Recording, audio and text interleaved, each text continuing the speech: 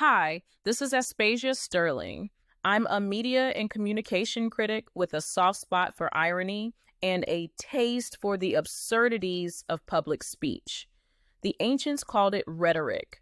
Today, we just call it spin, spectacle, and sound bites. I like to pull back the curtain on how messages are crafted, why they stick or backfire, and what that says about power. Think of this as a quick detour through the funhouse mirror where politics and media meet. Buckle up.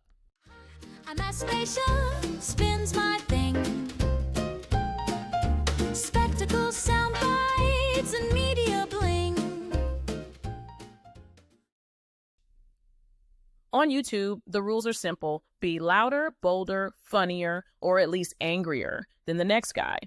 It's a gladiator pit where clicks equal victory, and shouting into a camera counts as a governing philosophy. Dan Bongino yelling about deep state plots gets you trending. It doesn't, however, get you credibility at the FBI. As Letterman might put it, sure, he was great on YouTube, but so was the guy who microwaved peeps until they exploded. The rhetorical moves that made Bongino, Beattie, or Ingrassia stars, provocation, outrage, certainty, work brilliantly when your only opponent is the algorithm. But transplant them into Washington, and suddenly those same moves are like Norm Macdonald telling a joke that keeps going and going and, wait, is that the punchline? Institutions aren't built for outrage cycles. They're built for long, boring committee meetings. And no one goes viral at a subcommittee hearing. YouTube's secret sauce is authenticity. I'm just like you, except I yell about the government for a living. But once you're inside government, you're supposed to be the government. That creates a paradox. If Bongino tells his base Epstein's death was a suicide, suddenly he's the sellout. If he doesn't, he's undermining the very bureau he's supposed to help run. Norm would call this the old damned if you do, damned if you don't, and by the way, the check bounced routine.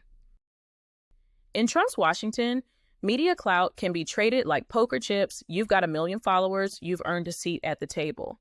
But once you sit down, the chips don't spin so well. Political capital is about legitimacy, coalitions, and patience, not retweets. Beattie may have been great at running Revolver News, but explaining U.S. diplomacy to skeptical foreign dignitaries isn't the same as running a blog. As Letterman would deadpan, imagine your Uber driver giving the State of the Union. It's a great story, but I'm not sure I'd want him handling nuclear codes. At the end of the day, this whole drama has a tragicomic punchline. The very rhetoric that catapulted YouTube stars into Washington is the same rhetoric that erodes their political capital once they arrive. They were hired for their volume, not their vocabulary. They were rewarded for lighting fires online, only to discover Washington requires them to put some out.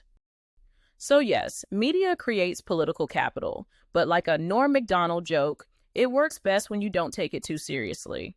In Washington, the rhetorical style that wins you followers can lose you everything else.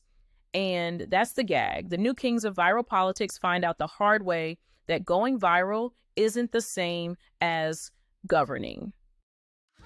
I'm Aspasia, spins my